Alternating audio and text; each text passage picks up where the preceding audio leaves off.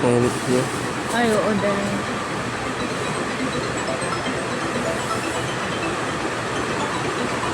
Wala na. Masakit.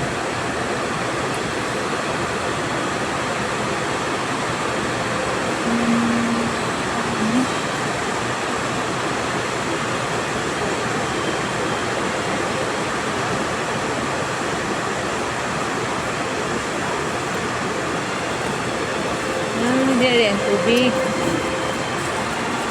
Sir, pwede siyang manual, pwede siyang pipe. Pwede siyang manual, pwede ko Pwede ano. naman lahat.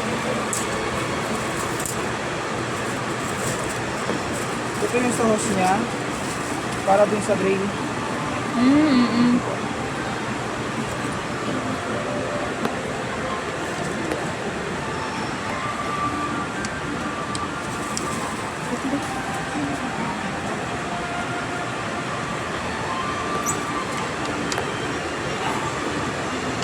May gulong na rin siya sa baka.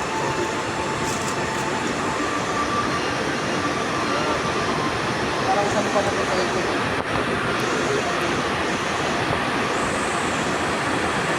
Mga ilang oras ay bago makulit. Paano mo ba sensor? Halimbawa, kumandal ko ngayon sa ulit. Mga ilang oras bago makulit yung ano. Hindi, kailangan talaga sa nakakabulto. Para yung tubig, direct na kabalik na. Para hindi siya magulo. Pero gusto mo siya ipaput paano, kasi ito, nakakatulong din naman itong ano, pagpapalamig ng condenser sa likod. Siguro tingin ko ito kumasan mga 1 oras, 2 oras. Pero syempre, para syempre, diretso na yung tulog mo, kapitan mo na lang nito sir. O kaya itaas mo siya ng konti, tapos lagayan mo na ng langganan na maliit lang sir. Pwede na yan. Pwede mo na siya ilagay. Angat na lang. Tapos ito yung holder ng remote sir, para hindi ma-misplace.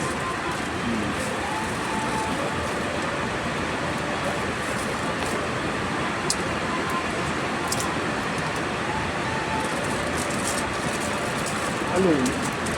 Ito naman sir yung ano din, tubo din ng ano, tubig, dalawa. Dalawa yan siya. Pwede mo sarado yan dito mo na papuntahin, papalabasin yung dito.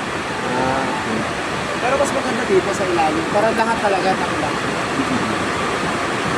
Ano naman, ito siya gamitin. Parang sigitan. Ito kagmak na lang.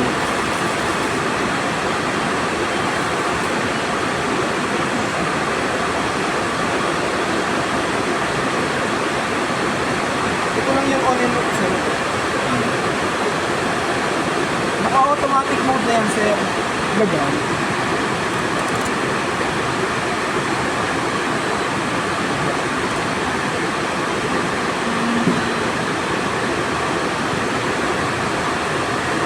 Naka-automatic mode na ito sir ha. Sa automatic, magpapag-mode muna siya bago siya mag-pull. Aantayin mo naman siyang lumamig bigla. So yung saksakan niya sir, kailangan sarili lang niya. Mailin sa rin sa main outlet. Oo, sa main outlet. Huwag mo gagamitin ng Sa adapter. pilit. Yung adapter na yan, pag-testing lang naman natin. Hindi siya tumatagal ng almost 5 hours na ginagamit. Ito kasi, syempre, matagal mo ito magagamit. Kasi sa pinag sa kapal,